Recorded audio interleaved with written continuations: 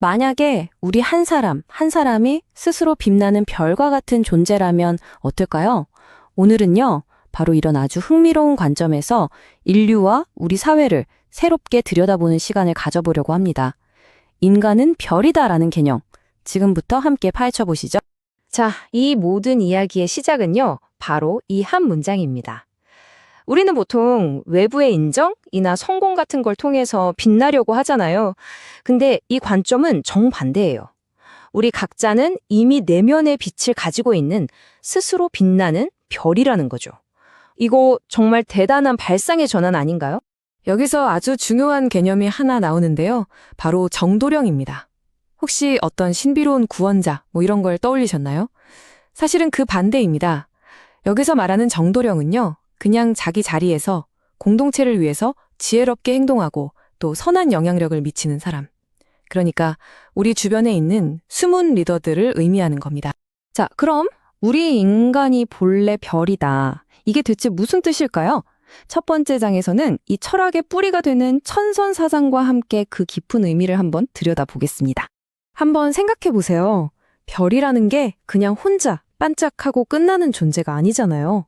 그 빛으로 주변을 살리고 또 생명이 자랄 수 있는 질서를 만들어주죠. 바로 이게 이 철학이 말하는 인간의 진짜 모습이자 우리 안에 잠들어 있는 어마어마한 잠재력이라는 겁니다. 근데 여기서 딱 이런 질문이 나오죠.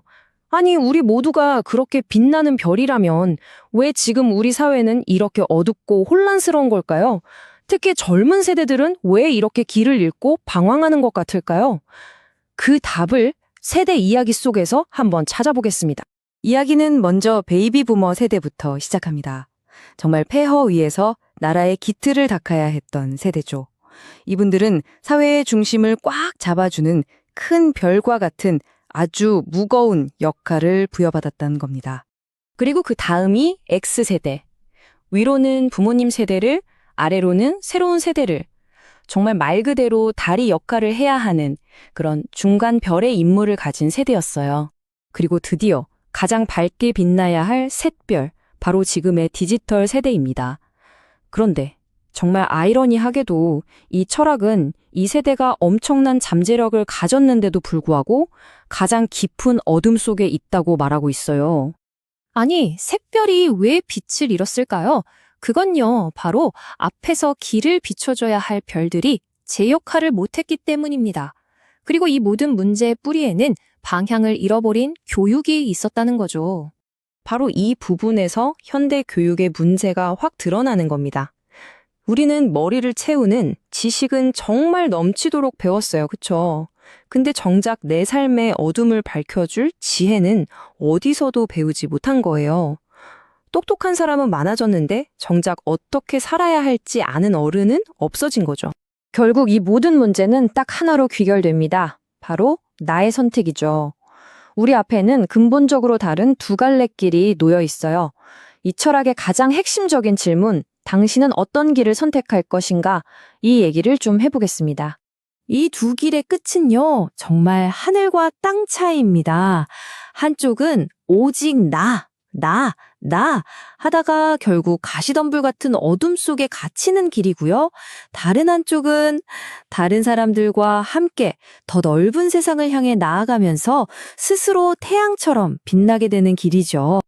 이게 바로 사적인 욕심을 따르는 사도령과 공적인 책임을 다하는 정도령의 갈림길인 겁니다. 여기서 중요한 건 정도령의 단순히 착한 사람을 말하는 게 아니라 사회에 빛을 비추고 질서를 만드는 아주 적극적인 역할을 하는 사람을 의미한다는 거예요. 역사 속 위인들을 한번 떠올려 보세요. 부처님이나 예수님 같은 분들이요. 그분들이 어떻게 빛이 될 수 있었을까요? 어떤 신비한 능력 때문이 아니라는 겁니다. 철저하게 자신을 버리고 사람들을 위한 공적인 삶을 살았기 때문이라는 아주 현실적인 해석인 거죠. 자, 그럼 이런 별들이 모인 나라는 어떤 역할을 하게 될까요? 놀랍게도 이 철학은요, 바로 우리 대한민국에 아주 특별한 사명이 있다고 이야기합니다. 이 관점에서 보면 한반도는 미래 인류의 새로운 중심지, 그러니까 일종의 에덴 동산 같은 상징적인 의미를 갖게 돼요.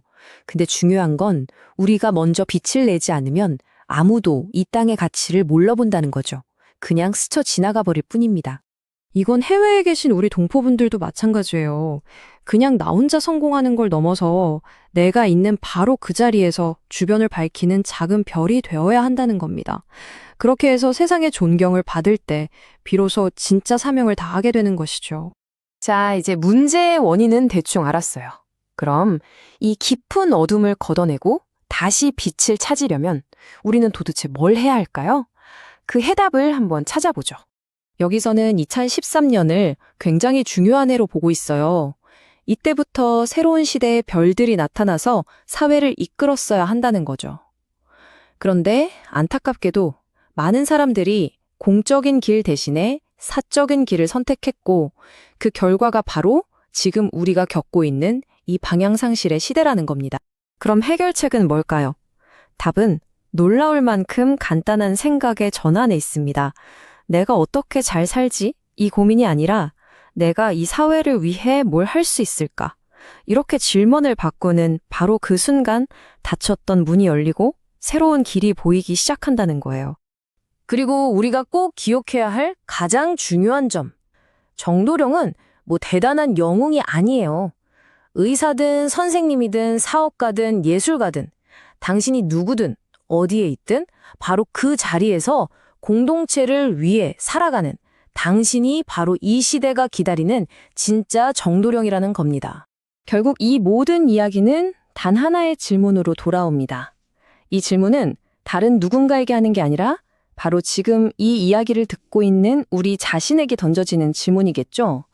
과연 누가 가장 먼저 빛을 낼 것인가?